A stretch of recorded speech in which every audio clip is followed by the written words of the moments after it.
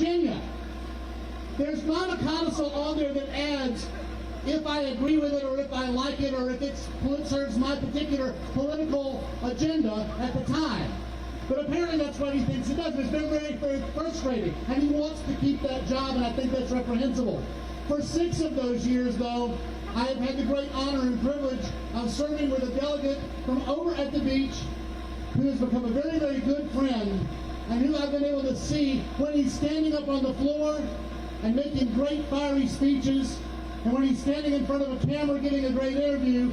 But more importantly, I've been able to see him when the cameras are off and the lights are down, and after it's all over, when we're tired and we're sitting in our offices. And I know what he's like when the cameras aren't on. And I want to tell you that we had the opportunity to elect a guy that who he is who he is all the time, every time. You can count on it. And it is my great honor and privilege to introduce all of you to my good friend and our next Attorney General. Please welcome Jason Miyares.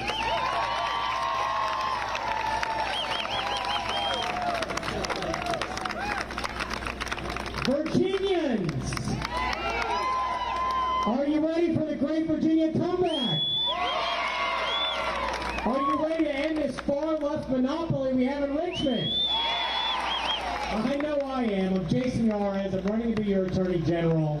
Listen, you see a lot of polling out there, but if there's ever a poll that I saw that showed we're at this inflection point in Virginia, really for the country, was one that came out not too long ago that asked a really, really simple question. It asked, how proud are you to be an American? And only 36% of young people, ages 18 to 25, said they were either very or even somewhat proud to be an American. Folks, we cannot survive as a nation if we're raising an entire generation of children to learn to hate their country. And folks, that's exactly what critical race theory has become. And I know that Governor Glenn Youngkin will ban critical race theory in our schools. And if I have to take it to court to stop it, I will. But listen, I've had a great honor serving so many of these fine men and women that also served with me in the General Assembly, like Chris Head, and Delegate McNamara. And we've seen, and we've had a front row seat to this far left monopoly. And I love to say, common sense is not very common in Richmond these days. They pass bill after bill that's this criminal first, victim last mindset. One of which we've all seen make national news. We keep making national news for all the wrong reasons in Virginia. But they passed a bill, which Chris and every Republican on our side in the House said, heck no, HB 257, and ended the mandatory reporting requirement of sexual assault in schools. And I've said before, one of the biggest problems we have right now with these politicians is they assume good intentions guarantee good results. And never think about the unintended consequences. Well, I can tell you, and you can watch the video, we warned them about the consequences. We said this isn't about school discipline, this is about safety. There are going to be children that get victimized by this because the police should be notified and they're not. We'll just tell you what happened in Loudoun. The bill got passed over objections. We begged this governor to veto it. He signed it. And then in Roanoke County, you had a 14-year-old girl who walked to a bathroom who was the victim of a violent sexual assault, and they just transferred the perpetrator to another school where it happened again. Folks, if there's anything that shows we have to end this monopoly, it's that. And then you don't have to look any further. If you don't think leadership matters, just look at the McCullough Parole Board. The majority of people on this parole board are appointed by Terry McCullough. And what did they do? They let out murderers and rapists and cop killers out with decades on their sentence. Somebody like David Simpkins.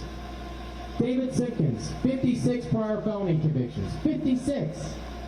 Including 14 prior armed robberies and abduction. He's supposed to be in prison in the year 2066. And what do you think David Simpkins is now? Some people see my ads, that's good. He got out 46 years early, and what did he do with his 56th chance to get his life straight? He walked into a convenience store in Pulaski and held a gun up to the head of a young clerk. And as the prosecutor noted in that case, he should have never been in a position to harm another Virginian ever again, but he was. Because the McCullough Parole Board let him out, and Mark Herring allowed it to happen. Well, as a former prosecutor, I will never, ever forget the victims. I'll always stand for the victims against the criminals, every time. But folks, I want to end with one truth. If there's one truth, it's appropriate that we're having this friendly discussion here in a voting area.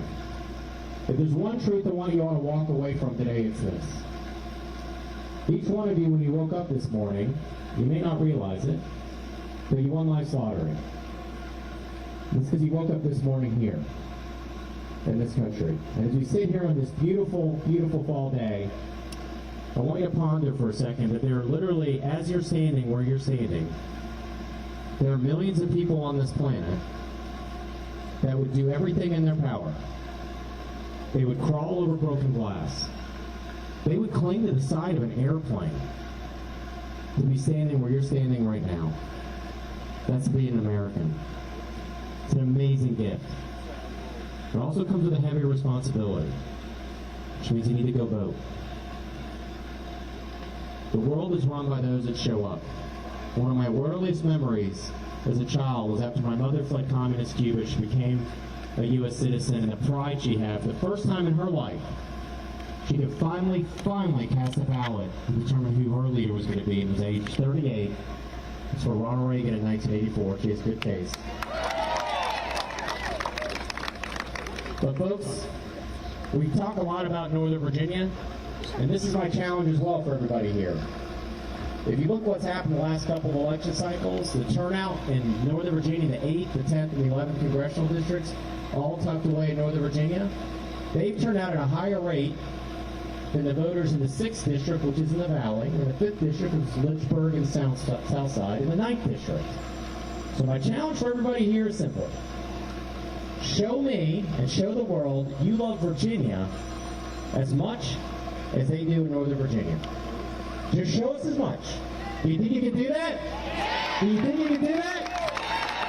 Thank you, Jason Youngkin. It's a great honor to be here today, and I'm going to hand this off to a dear friend, a wonderful senator who does such a good job, who's also seen and fought so hard against this far-left liberal monopoly, who speaks out for this area so eloquently and is a fighter and a fighter for you, my friend, your friend, Senator Dave Studolon. Thank you, Jason. It's wonderful to be with you here today. Usually I get to say, I look forward to voting for you. I already voted for you, I think, 5 weeks ago. And I hope you all that haven't voted yet will go right across the street, right across the parking lot, and cast your vote for Jason and Winsome and Glenn Youngkin.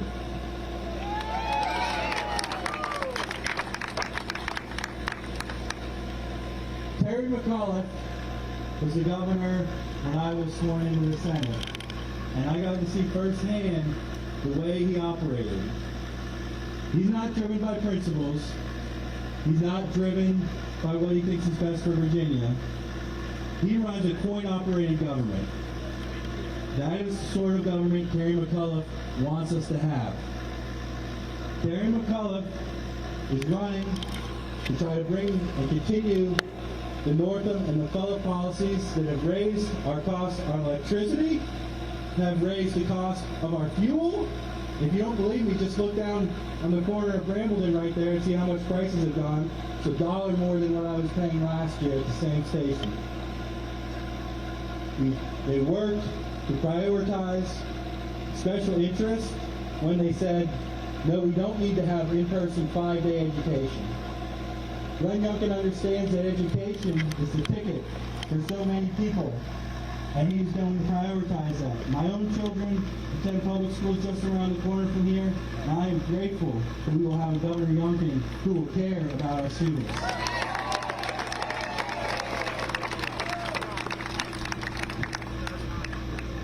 It's so important that we come out and vote. Do not wait until Tuesday. I know it's a fine tradition. In several families, it's a fine tradition to wait till Christmas Eve to purchase the gift. That's not a good idea. You don't know what might happen. The gift we can give Virginia and the next generation of Virginians is leadership. We need to do that today. If you have not voted, go right there and cast your ballot. I think you're going to hear that a little bit more in a little bit. But it's so important that we turn out. 8 years ago, the largest elected monopoly in the Commonwealth gave substantially to Terry McAuliffe's campaign. Now they recognize that there's not much that they can say good about Terry McAuliffe. They know that people do not want to continue the policies of Northam and McCullough. So they spent $250,000 trying to depress turnout in our area. At the exact same time, they were saying that Glenn Youngkin was too supportive of our Second Amendment rights in Eastern Virginia. They ran anonymous ads in our area that said he's not supportive enough. We know he's going to stand up for our individual rights up and down the Bill of Rights. He understands that they're not negotiable. He understands that we do have absolute rights given to us by God and enshrined in our U.S. Constitution. And you need to recognize that if a large company is willing to spend $250,000 to try to get you not to vote, that's how valuable your vote is. It's so critical that we come out and vote. It's great to be following my great friend Jason Nieres, who's going to be a great Attorney General. I know that so many in law enforcement look forward to having an Attorney General that values and respects their contributions.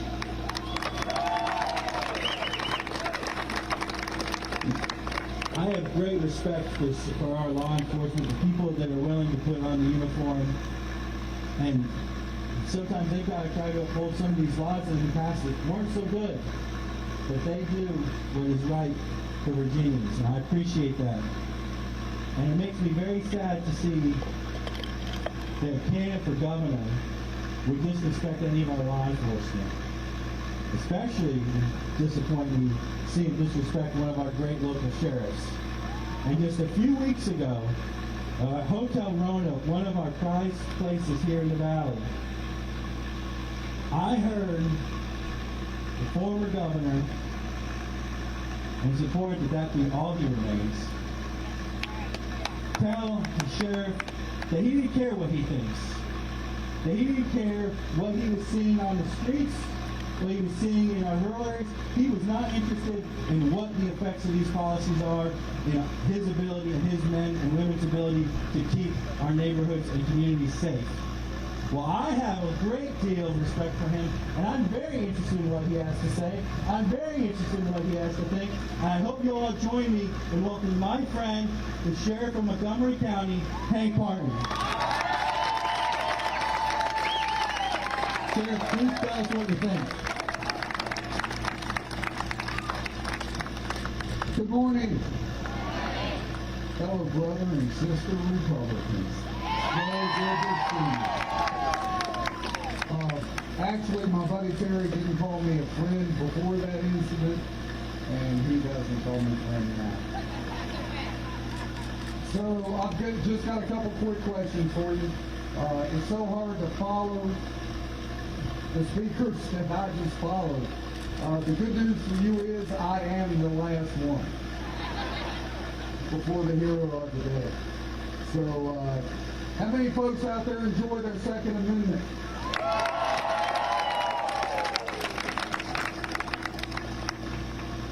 I know a lot of you enjoy parents like myself with a 16-year-old junior in high school having a voice in my child's education.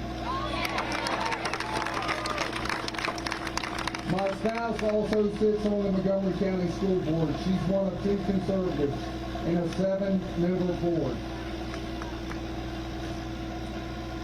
I love our school system, and I don't want to see them going down the path that they're going.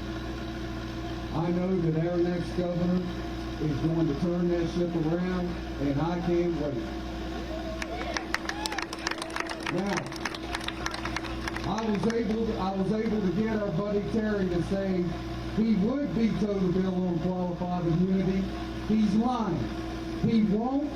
He's beholden. He will not veto that bill, and I'm here to tell you folks, last night I asked one of my young patrol sergeants on midnight shift, who's got 11 years in, I said, is there anything that I have forgotten that you all would like me to pass on to Glenn? I'm going to be spending some time with him tomorrow. He said, Sheriff, there's nothing else to say. If qualified immunity goes away, we're all gone. and they are all gone. And never let anybody tell you that qualified immunity protects a good cop. I mean a bad cop. Nobody hates a bad cop worse than a good cop. Qualified immunity is there to protect that officer, that deputy, that state trooper who has to make that split-second life and death decision in the middle of the night, when somebody holds a dark object up to their face. Qualified immunity is key. It is so important. Without qualified immunity, law enforcement in the Commonwealth of Virginia is going to be devastated. That's all you hear are officers and deputies talking about, from young to old. Glenn Youngkin is not going to let it go anywhere. Glenn wants safe communities. He doesn't want to defund the police. Terry McAuliffe accepted an endorsement and big money from the largest defund the police group in the United States back in July. That's when he got upset, when I pulled that out of my back pocket. No good for Virginia. Ladies and gentlemen, a vote for Glenn Youngkin is a vote to keep your family safe, your community safe, and this great Commonwealth safe.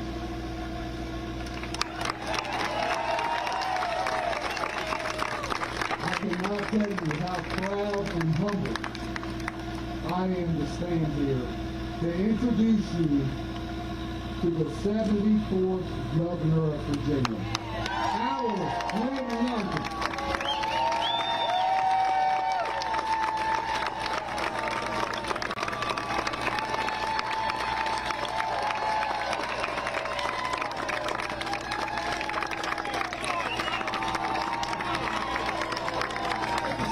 Hello, everybody! Look at this. Are you all ready to win or what?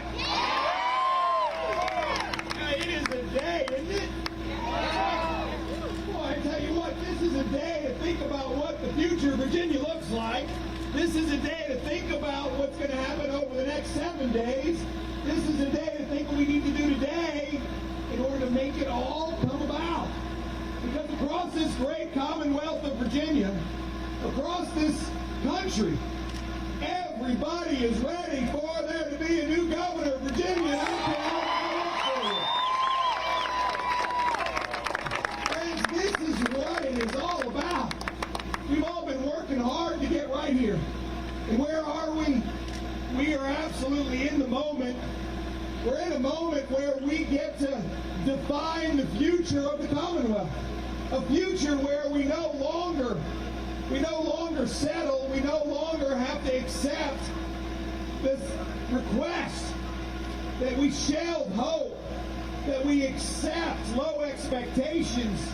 We no longer have to be told that we've got to settle for a Virginia where our children and our children's children are taught what to think as opposed to how to think. We no longer have to sit here and recognize that politicians who, oh, by the way, are more concerned about their future than your future, we no longer have to sit here and recognize that the day of parents being pushed out of the classroom as opposed to being embraced by the classroom, a day where all of a sudden Terry McAuliffe's desire to put government between parents and children, this is all coming to an end, and it is all coming to an end next Tuesday.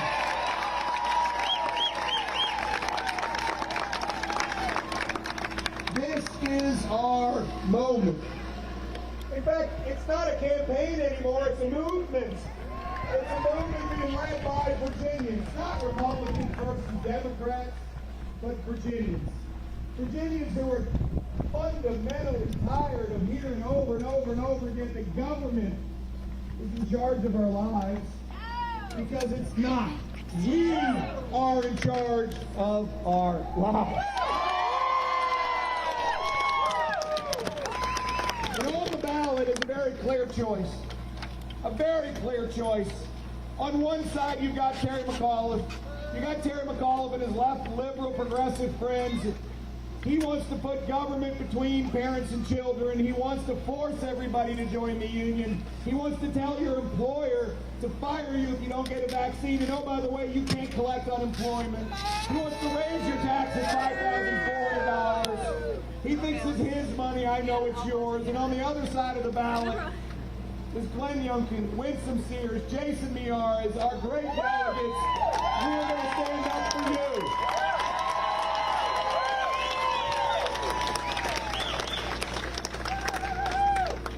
Friends, it's time for Virginians to do what Virginians do. Lead. This is what we do. The entire nation has got their eyes on us. It's pretty amazing. You turn on any television channel and all they're talking about is what's happening in Virginia. By the way, I don't know about you, it makes me to be incredibly proud to be a Virginian.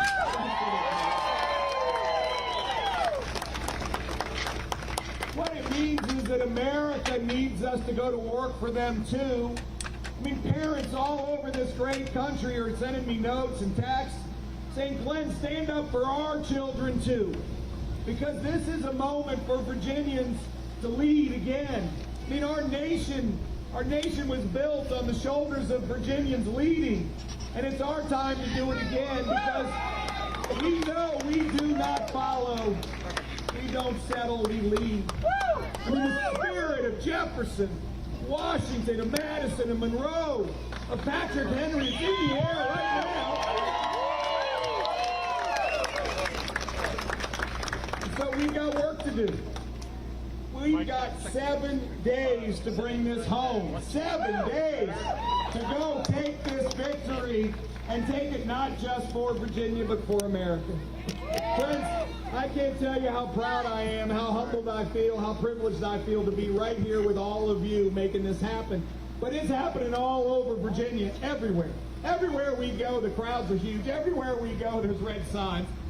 Everywhere we go, we see Virginians coming together to make this happen. It's amazing. Now, friends, I get asked almost every day, Glenn, what's that first day going to be like? Yeah, we are 6 days. What's that first day going to be like? And let me just describe exactly what's going to happen on January the 15th. On January the 15th, Jason Miyares is our next Attorney General. Winsome Sears is our next Lieutenant Governor. And I are going to stand underneath Mr. Jefferson's portico. We're going to stand there, we're going to place our hand on a Bible, a holy Bible, and we're going to swear to God Almighty that we are going to uphold and defend the Constitution of the United States of America and the Constitution of the Commonwealth. And then we're going to walk down those stairs. And Paige is going to join Jason, and Terrence, not Terry, Terrence is going to join Winsome. And Suzanne's going to join me, and we're going to stop for a minute. And we're going to invite anybody who wants to join us in a moment of prayer. We're going to stop for a moment, and we're going to thank the Lord for watching over us, for providing for us, for protecting us. And then we're going to ask for His continued guidance. We're going to ask for His continued protection as we go do the work that needs to be done. And then we're going to say amen together. And then we're going to work on behalf of all Virginians.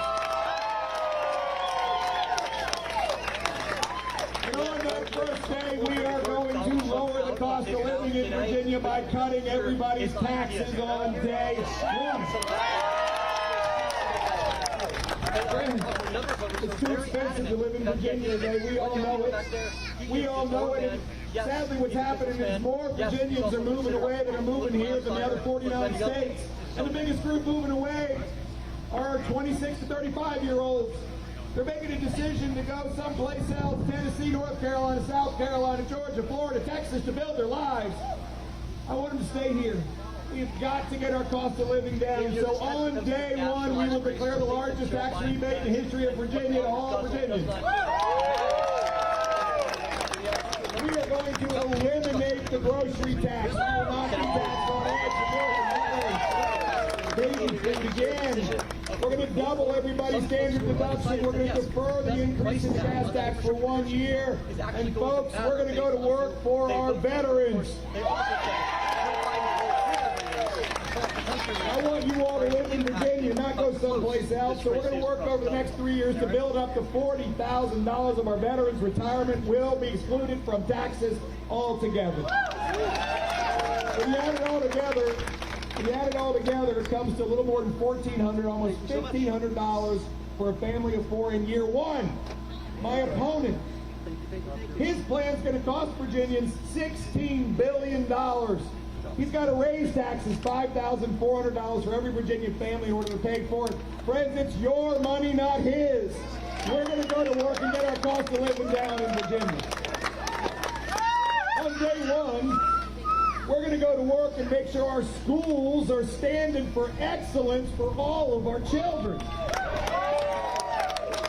When my opponent was governor, 88 schools failed to reach their accreditation. 88. Rather than do the hard work, you know what he did? He lowered the standards so not one would fail. Today in Virginia, we rank 50th in the nation in the standards for 8th graders to progress in math and reading. 50th. 50th. Friends, we will not be the Commonwealth of low expectations. We will be a Commonwealth of high expectations. And guess what the test results show it? They show that we are living the soft bigotry of low expectations. White children in Virginia today in 8th grade, 55% can't pass a 8th grade math equivalency test, and 70% of Latino children and over 80% of black children today. Friends, the gap is unacceptable. The absolute order of magnitude of these numbers is shocking. This is the legacy that Terry McAuliffe led us, and we, in fact, are going to go fix it on day one. So on day one, let me be really clear. We're going to declare that Virginia schools will be open 5 days a week, in-person education, never closed again. We're going to raise expectations in our schools, and then we're going to fund in the largest budget in Virginia's history when it comes to education. We're going to raise teacher salaries. We're going to fund into facilities. We're going to fund special education. And then we're going to demand the schools deliver results. This is what we're going to do. Friends, we're going to launch on day one the most aggressive charter school program in the history of Virginia because parents deserve choice within the public school system. We have 8 charter schools in the entire Commonwealth of Virginia. Maryland has 140. North Carolina has 190.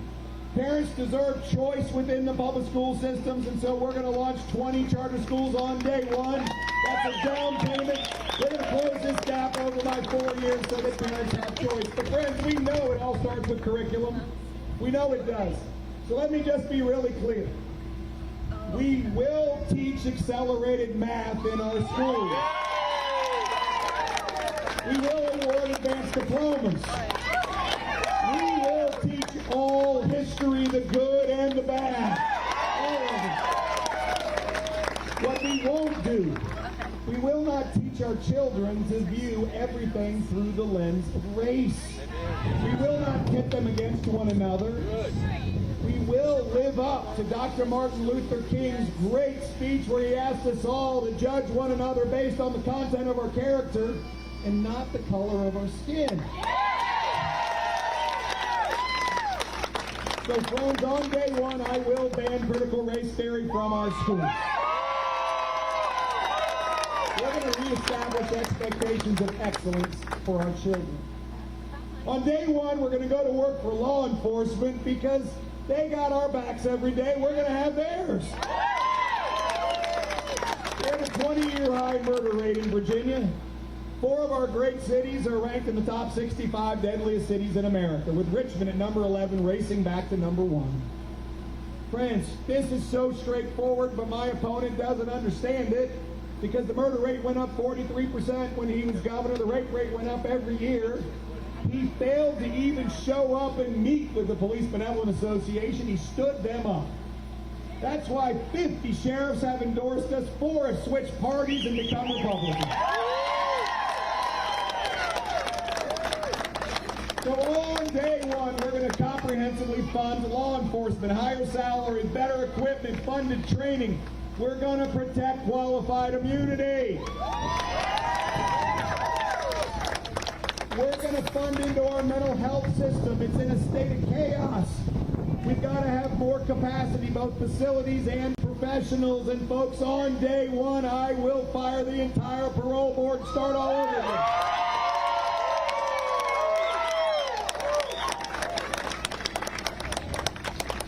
on day one, we have got to get this economy moving in Virginia. It is stalled out, and we all know it. It's been stalled out for 8 years. When Terry McAuliffe was governor, the states around us grew 120% faster economically every year.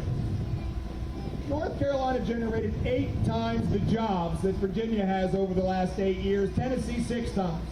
We just watched Ford Motor Company announce 4 brand new plants, 11,000 jobs, and guess where they're going? 2 to Kentucky, 1 to Tennessee, 1 to Georgia, none in Virginia. Friends, 11,000 jobs should come here. We have got to go to work. By the way, my opponent doesn't understand any of this. When he was governor, 32 of his 79 economic development deals generated 0 jobs. 0. He announced 14,000 jobs with big fanfare, 7,000 showed up. Friends, in my world, if a CEO led like that, he gets fired. Yes. Terry McAuliffe does not deserve to be rehired. I can tell you that right now. We have got to go to work on day one, so let me be very clear. On day one, I will pronounce Virginia is open for business, never to be shut down again, no lockdown. We're going to protect our right to work. It's not anti-union, it's pro-worker. It's pro-worker. The Virginia Economic Development Partnership already studied this. They said if we lose right to work, it'll cost Virginia over $11 billion in investment and nearly 40,000 jobs. Friends, we must protect it. My opponent stared at a camera and said he'll get rid of it. Why? Because the unions are putting millions of dollars into his campaign. He is bought and paid for. Terry McAuliffe, that's the way he does business. Badly. We got to get Virginia growing though, folks. And so here's what we're going to do. On day one, I'm going to cut 25% of job-killing regulations. You all know this. There's 37,000 pages to our Virginia code. How can anybody navigate that? We're going to declare a 12-month tax holiday for small businesses so they can keep their profits and grow. We've got to crank up our job training. So on day one, we're going to start launching training for our students to be prepared for, yes, college, but if they choose not to, they got to be prepared for a career. We've got to give kids multiple pathways to be successful in Virginia. And we must make Virginia an innovation economy, not a stalled one. We rank 49th in the nation right now as best place to start a business. 49th. Only Connecticut is worse. I've been to Connecticut. We do not want to be Connecticut. So we have to start incubators and accelerators, and we have to help capital form, and we have to make it easier to start a business. Our plan together, by the way, governors do not create jobs, businesses do. My job is to help business do it. So our plan together creates 400,000 new jobs, fosters 10,000 startups. We are going to get Virginia moving again, and we can lift up all Virginians along the way, friends. And finally, on day one, and by the way, day one's going to be busy. Get ready, but luckily there's a day 2 and day 3, day 4, and day 5 coming. But on day one, we're going to make government work for us and stop telling us what to do all the time. It starts with protecting our constitutional rights. They've been trampled on. We know it. Our First Amendment rights. When this governor opened up ABC stores and kept my church closed, I knew that he didn't start every morning where I do, which is in prayer. They allowed us to be silenced. He sends the FBI in to silence parents for speaking up for their children. We have a First Amendment right, and Jason Miara, the Winston Sears, and I will defend it. Yeah. We have a Second Amendment right. Terry McAuliffe wants to take guns away from law-abiding citizens, and he wants to make it easier for violent criminals to get them. This is what he's doing.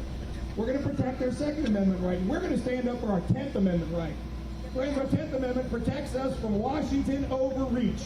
And that's what Jason and I are going to go fight for. We are going to make government finalize some of its promises, like providing high-speed, low-cost rural broadband across all of Virginia. Folks, I work in real time, not government time. Terry McAuliffe's been talking about this since 2009. It's 2021. In 12 years, he didn't get it done. He doesn't get a second chance. But friends, I gotta tell you, I have a pet peeve. I cannot stand inefficiency and waste. And here I am going into government. So on day one, we're gonna launch a government-wide audit for waste, for fraud, for transparency. And where we're starting, the first two departments are the Virginia Employment Commission and the Department of Motor Vehicles. Here's how you're going to know we're being successful is because at some point down the road, you're going to call the DMV, and two things are going to happen. Number one, someone will answer the phone. And number two, they will say, hello, how may I help you? This government is supposed to work for us, not tell us what to do. We have this moment right in front of us, and we got to take it. We've got to take it, Virginians. I mean, yes, we stand on the shoulders of giants, but I want to tell you right now that when Patrick Henry stood in front of the ratification of the Constitution of the United States and said, we will not ratify that Constitution without a Bill of Rights. You must use Virginia, as written by George Mason, another Virginian. He was standing up for our individual liberties, standing against government control. Does that sound familiar? That's where we are right now. Friends, we must stand up for liberty. We must stand up for our children. We must stand up for our rights to make decisions about our lives. And this is our moment to do it. We have to go to work. It is not about me. It's not about Jason. It's not about Winsome. It's not about these great delegates that currently serve you or the ones we want to elect new too. We have to do this together as Virginians. And let me tell you what's going to happen when we all go work together. We are going to sweep our statewide races. We are going to get this done. I have surged into the polls. I'm ahead of Terry. Jason's winning his race. Winsom's winning her race. We're going to take this to our house. We're going to win supervisory board seats and city council seats and sheriff seats and school board seats all over Virginia. But we have to get engaged. Democracy is not a spectator sport. I need you to get in the arena with us. And so I need to ask you to do 5 things, 5 really important things right here, right now. First, you gotta go vote. You gotta go vote. But I need you to bring 10 friends with you. Write down the names of 10 friends who will vote for me, 10 friends who will show up at the polls, 10 friends that aren't here right now. Each of you, own it and get them out to vote. Second of all, get a red sign and put it in your yard. Folks, these red signs, they're all over the Commonwealth, everywhere. I mean, in Old Town Alexandria, where I didn't think a Republican lived, there are red signs everywhere. Third thing is we need you to volunteer. Right here, right now.